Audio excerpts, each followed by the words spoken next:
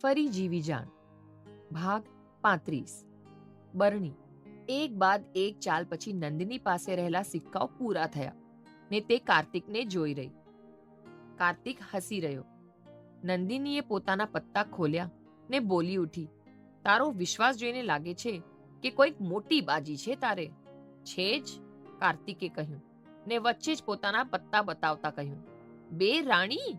નંદિની આશ્ચર્યથી કાર્તિકના પત્તાઓને જોઈ રહી. અરે મારી બાજી મોટી જ છે. બે રાણી પત્તા પર ને એક રાણી મારા મનમાં. કાર્તિકે નંદિનીને જોઈને એક આંખ મીચી. હંસાબેન અને સંગીતાબેન એકબીજાને જોઈને મલકાયા. મનની રાણી? ઓહો, કોણ છે એ ભાગ્યશાળી?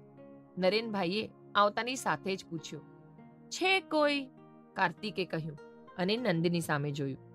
નંદિની પોતાની જગ્યાએથી ઊભી થઈ ગઈ ને કાર્તિક ફરી બોલી ઉઠ્યો.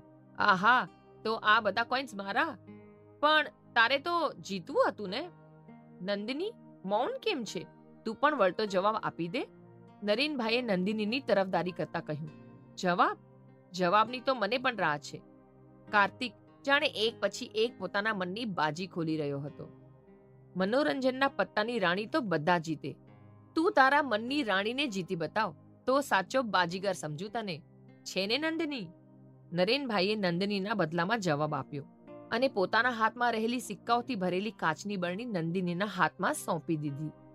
આ વખતે જીતીને બતાવ, નરેનભાઈએ કાર્તિક સામે જોઈને કહ્યું. જાણે એ નંદિની વતી કાર્તિકને પડકારી રહ્યા. જ્યારે નંદિની ફરી એક નવી ભાવનાના અનુભવ સાથે નરેનભાઈને જોઈ રહી. એવી ભાવના જે તેને પહેલા ક્યારેય નહોતી અનુભવી. એ જે ભૂતકાળ જીવી રહી હતી. એ પરિવારમાં કોઈ પણ જાતની ભાવનાઓને તો અનુભવી નહોતી શકતી. તે ત્યારે જાણે ભાવના વિહીન હતી અને તે જે વર્તમાનના આ પરિવાર સાથે જીવી રહી હતી.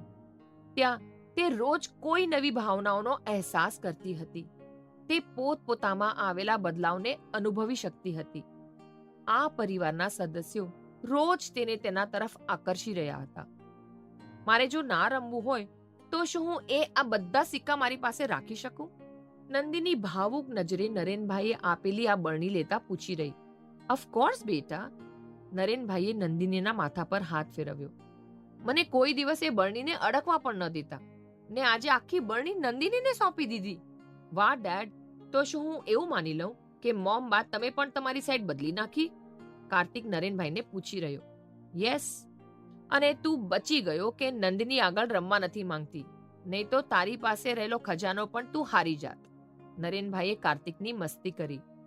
હારનો ડર તો નંદિની અનુભવે છે કદાચ, એટલે જ તો એ રમવા નથી માંગતી.